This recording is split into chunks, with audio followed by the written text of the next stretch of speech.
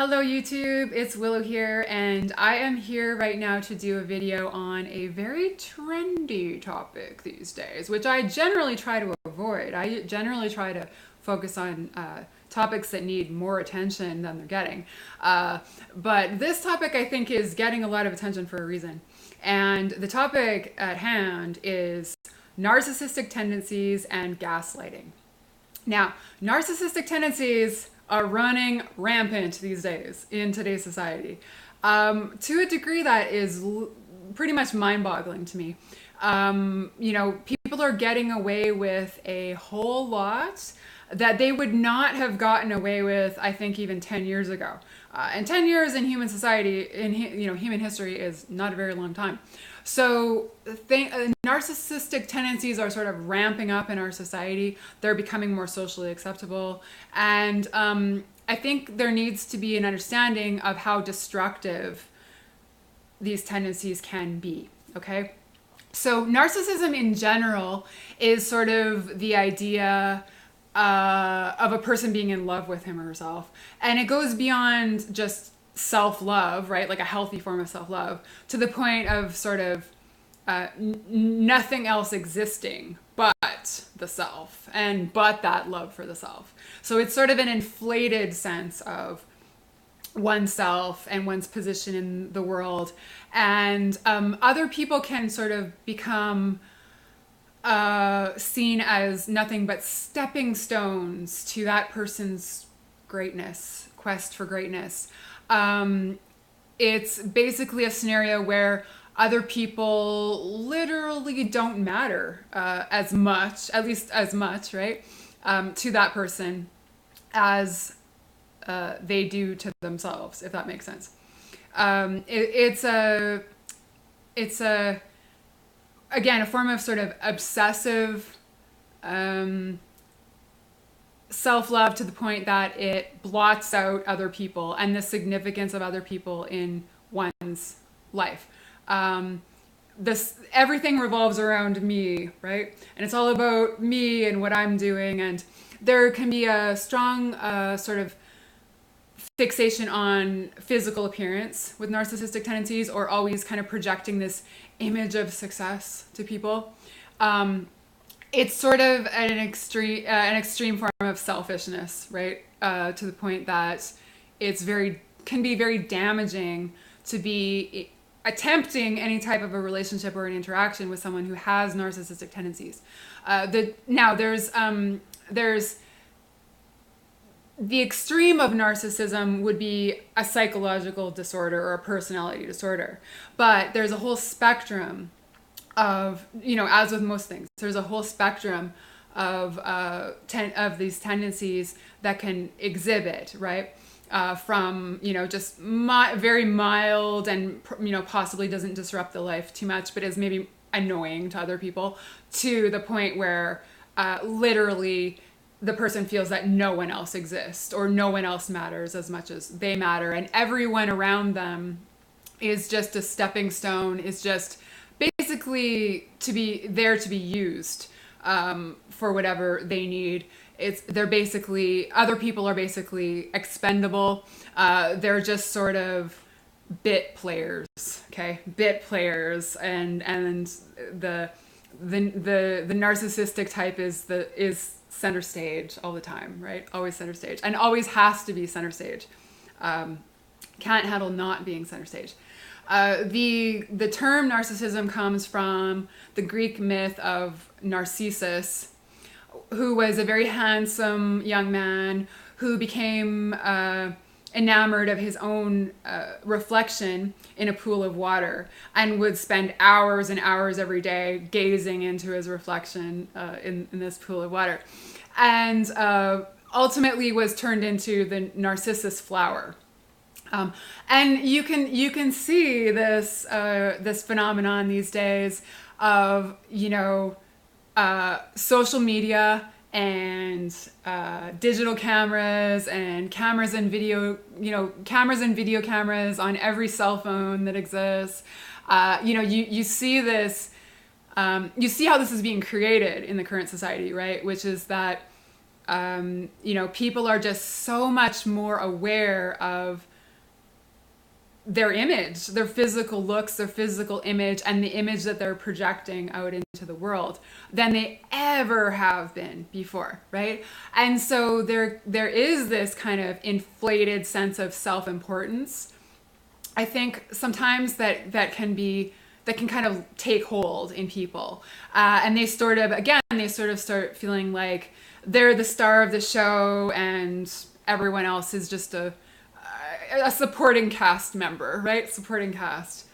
And the thing is that things were not like this very recently. I grew up I was the last generation that grew up basically without internet being ubiquitous. Some people had the internet, but it was just very early on. People did not have, digital cameras did not exist. Social media did not exist, okay? You didn't need to have a new profile picture every 6 months or 6 weeks or 6 days, right? And I'm not that old, okay? So basically this kind of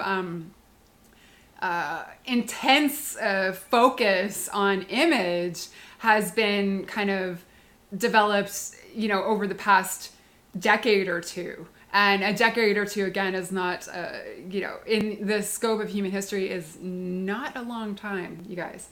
Back in the olden days, when I was young, you actually had to pay for photographs, right? You had to buy film, and it wasn't cheap. Like, even back then, it was probably like $8 or $10. So these days, that would be like $15 to $18 for one roll of 24 photographs. Okay, you'd get a couple extra on a 12 roll or on a 24 roll, so you'd maybe get 25 or 26 photographs out of that. Then you had to pay to have it processed, which was another, probably, again back then, another $8 or $10. So in today's money, that's maybe 25 or $30 just to get a roll of 25 or 26 photographs. If you didn't live in an urban area, an area where you could just, take your photos in and get them developed, you actually had to send them away, mail order, and then they would, 3 or 4 weeks later send them back to you. So there wasn't this constant capturing of every minute detail of daily life. People taking a selfie was unheard of. You would never turn the camera back on yourself and take a picture of yourself. Prior to digital cameras, I've not seen anyone ever do that. This is something that's just, we have to understand the context and sort of the social engineering that's going on when we're looking at this kind of rampant strain of narcissistic tendencies that are latching on and grabbing hold. It wasn't easy to capture, it wasn't as easy, I will say, to capture our images all the time. So you would take photographs usually for special occasions, a family outing, or if you went on a trip, people would shell out, they'd splash out for a number of photographs if, they were on a trip or they were at a festival or something, you know what I mean? Sometimes you'd go out partying and just kind of go nuts and take a bunch of photos, but it was just nowhere near what it is right now. It's we're in a whole different world. And I'm a person who I was very leery of the digital age from the get-go. I was very leery of digital music because I feel like the frequency of that music is not the same as analog music. It's not the same as other, forms of music. And so I actually didn't really make the leap into digital music, which, okay, I get it. I'm a dinosaur. But, there's a reason for that. It's just, like I say, it doesn't feel right to me. That it just doesn't feel the same or doesn't feel as soulful as it should. And I kind of dragged my feet on, the whole thing. I was quite an advanced age before I ever took a selfie, and I felt, honestly, I felt a little embarrassed to even to take take a selfie. I definitely used to kind of make fun of people who chronically took selfies, but now that's, how could you make fun of it? Because pretty much, most people are doing that.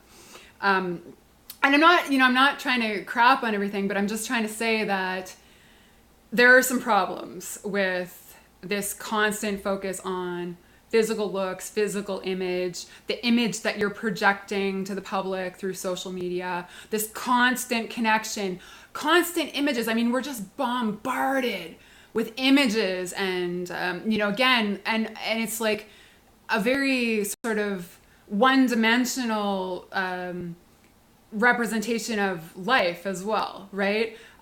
It's people often just putting like their best face forward. And, I mean, obviously I'm part of it. I put on some makeup and make sure my hair looks good to do these videos, because, although I wouldn't have any problem not doing that. I mean, if you've seen some of my gardening videos, don't really care. But, yeah, so basically this is a scenario that's latching on, and I think it's really grabbing hold with the younger generation, the younger people who have not really had anything to compare this to. So they were born into the internet age, the digital age, the social media age, the digital cameras age, the cell phone cameras, right? They were born into that, and they, this is their new normal. This is their normal, right? So there isn't kind of that ability to take a step back and look at this as a social phenomenon, a sociological phenomenon, and like I say, a socially engineered phenomenon, the way that I think it should be. So in particular, what I'm talking about in relation to narcissistic tendencies today is a form of emotional and psychological abuse called gaslighting. And this also is pretty rampant these days. And it is often found in people with pronounced narcissistic tendencies. And so gaslighting is, like I say, it's a form of emotional psychological warfare, kind of. It's emotional psychological abuse. But it's very insidious abuse as well. And what it is ultimately is a way to make people doubt their own experience and doubt their own thoughts and doubt their own feelings in a way that instills confusion and throws the person off balance. Okay, so ultimately I think it's a tendency to try to maintain control over other people. And narcissistic people, again, who sort of always want to be number one, always want to be the center of attention, always want to be putting forth this facade of like perfection or success or whatever. They don't want any cracks in the facade. They're very sort of status oriented on that front. They like to maintain control over people in that way.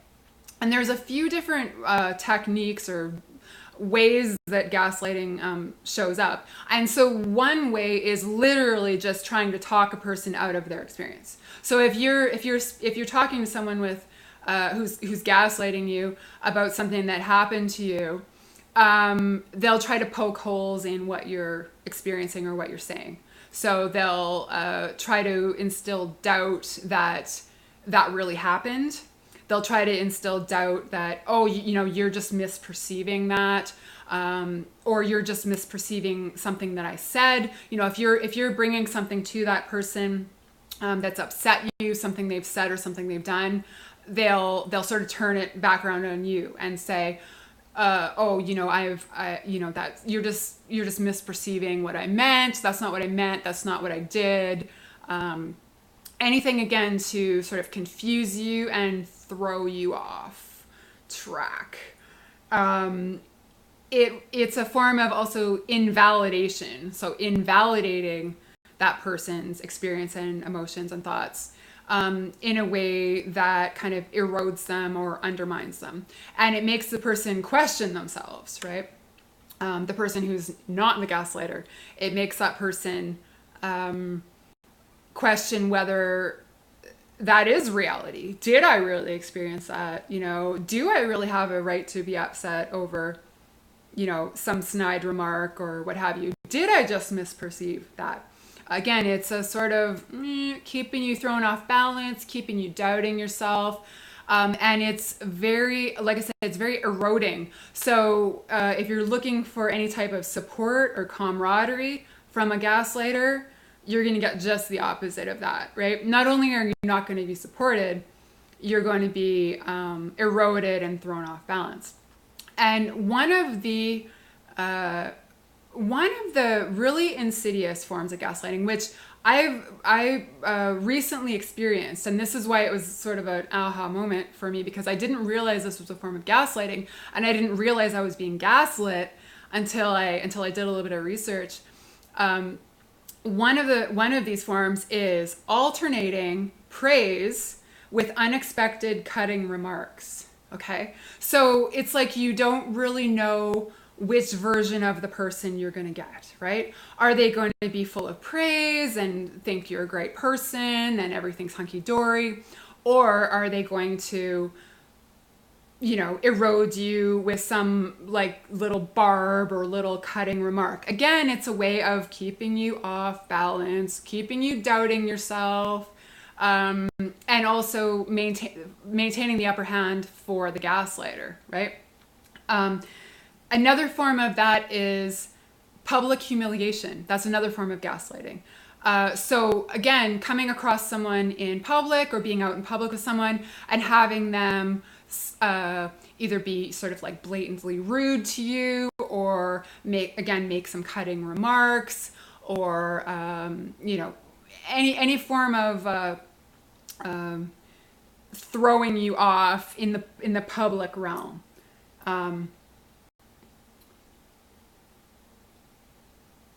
Yeah. So anyway, these are tendencies that I think people have to be aware of. Okay, because like I say, narcissism has gotten to the point where, unfortunately, on a mainstream level, it's becoming socially acceptable to the point where it's almost invisible.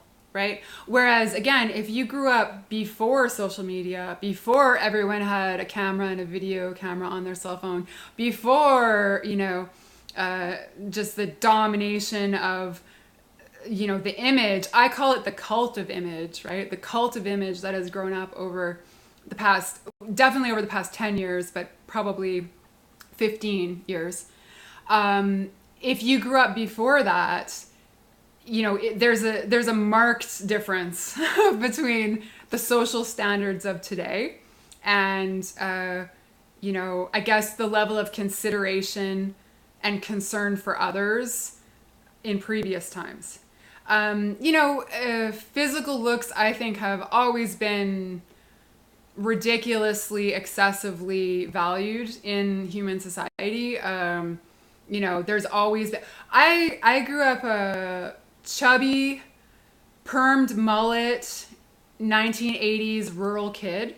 I was bullied relentlessly in school because of my weight, because of my looks, and just because I was a bit of a, person who didn't fit in kind of thing. So, and then basically what happened for me was I started exercising, I started watching my weight a little bit, I dropped weight. All of a sudden I was considered attractive. I spruced up my hair a little bit more. I got rid of the mullet, got rid of the permed mullet. And then it was like night and day, right? All of a sudden people who were just mercilessly, cruelly tormenting me on a daily basis, all of a sudden, they were interested in me. All of a sudden I was more popular. All of a sudden people wanted to be around me.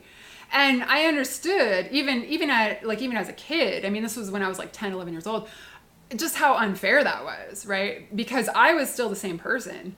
I was still a cool, nice person, smart person. But I was, socially undesirable when I didn't look a certain way. And then switch just flipped and I was all of a sudden very socially desirable because I looked in a way that was more socially acceptable. So I've always thought the focus that people put on physical looks is completely ridiculous. And, you know, I'm a romantic idealist, and I actually hope that eventually human society would come to the point where it understood those things, and we would stop so much focus on physical looks and physical beauty, and treating people differently just because of how they look, right? Treating people well and giving them special treatment if they look good, quote unquote, or according to, you know, mainstream beauty standards, or treating people like crap, treating people as if they don't exist, treating people as if they're second-class citizens when they don't look that way, right? When they look in a way that is considered not fitting with the ideals of the times. So I was hoping things were actually going to go in the opposite direction from the way that they've actually gone. And yeah, so surprise, Willow. Things are to the point that I actually think it's kind of surreal. Anyway, so the reason that I'm doing this video right now about narcissistic tendencies and gaslighting is that I'm an astrologer, and we are coming into a time, well, we're actually in a time right now, extending into, I would say, late February 2019, when this stuff is going to kind of be coming to a head, okay? There are a couple of transits that are going on that indicate that sort of the darker underbelly of human relations is going to be coming to the surface, and we're going to be sort of confronted with it. And in particular, Venus relates to beauty, you know, physical image, and also relationship dynamics. And it's in a retrograde process through the sign of Scorpio. And Scorpio is, again, like I said, that darker underbelly of things. Again, emotional and psychological subtext, including abusive tendencies, tendencies that are poisonous, socially poisonous, relationally poisonous. And so this is kind of par for the course. The other thing we have going on is we have the wounded healer moving back into Pisces. And that's going to extend into the later part of February 2019. And Chiron moving back into Pisces also has sort of these invisible wounding dynamics, or obscured wounding dynamics, in particular related to the image, presenting an idealized image of yourself, or other people presenting idealized images, reflections, right? Reflection being a narcissistic element. So the reason I'm bringing up these tendencies is that I think that this is a time when they're from now until, again, late February 2019, these tendencies are going to be kind of rearing their ugly heads, and they can do a lot of damage if we're not aware of them, okay? So we have to be prepared for these transits, and we have to be willing to protect ourselves. And one of the primary ways to protect ourselves is by making this stuff conscious, by becoming more aware of it, that it's going on. And again, not just kind of going along with this socially engineered narcissism and these socially engineered kind of bullshitty, you know, relational techniques and things going on like gaslighting is. You know, awareness of this is key, and then actively protecting ourselves from people who are exhibiting these tendencies, and also just being very vigilant that we're not exhibiting these tendencies ourselves. Because again, when there's a phenomenon that's being socially engineered, so i.e. It's almost being created for us, it's being set up for us, it's very easy to kind of go along with the crowd, right? And we also find this in bullying, right? People who wouldn't be bullies on their own, or people who wouldn't be cruel on their own, will often get caught up in this wave, this group think, this group dynamic, where they kind of just join in with the crowd, okay? So this is a time to really kind of stand for your individuality, and also to stand for social standards that do not accept narcissism, gaslighting, or any form of sort of entitlement, self-obsession. The world revolves around me and everyone else is just here as a support to my glowing greatness.